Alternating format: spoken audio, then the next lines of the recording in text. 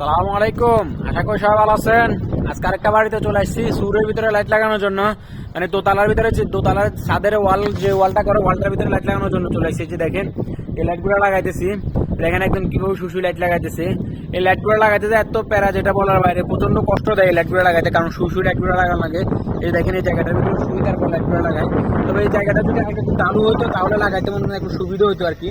তবে এই জায়গাটা একবারে মনে করেন সেফটার সিস্টেম একবারে খারাপ, সেই জন্য লাগাইতে একটু সমস্যা হইতেছে।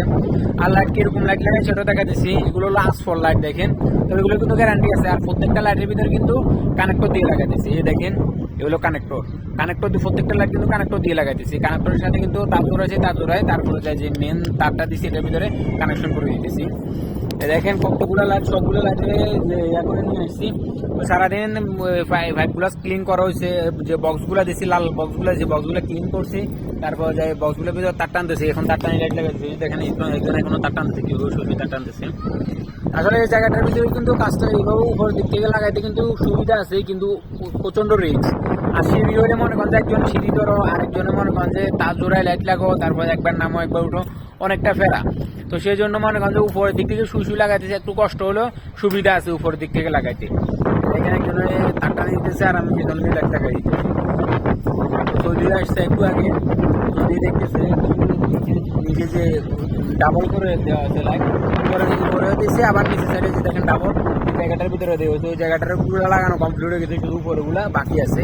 আজকে সারাদিনও কমপ্লিট করতে পারি নাই। আজকে সারাদিনে অনেকগুলো লাগাইছি। আর সারাদিনে এত গরম পড়ছে যেটা বলার বাইরে, মানে মনে হচ্ছে চাম্বা চলে যাবে এই অবস্থা হয়েছে। তো সারা দিনের বেলা কিন্তু এর ভিতরে যে রুমের ভিতরে মাকফি লাগানো বাকি ছিল, মাকফিগুলো লাগাইছি, কিছু লাইট লাগানো বাকি ছিল, সেগুলো জায়েজ করে দিছি।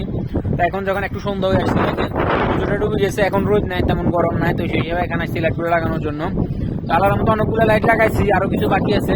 কালকে মনে করতে আবার এই টাইমে আসবো, এই টাইমে আসে কালকে আবার লাইট যেগুলো আছে এগুলো কমপ্লিট করবো লাগানো। তো আপনাদেরকে ইনশাল্লাহ নিচের দিক থেকে দেখাবো যে কত উপরে লাইটগুলো লাগাতেছি। এটা হলো দোতলার উপরে, যে ছাদের ভিতরে যে ওয়ালটা করে, দোতলা ছাদের ওয়াল যেটা, এটাকে বলা।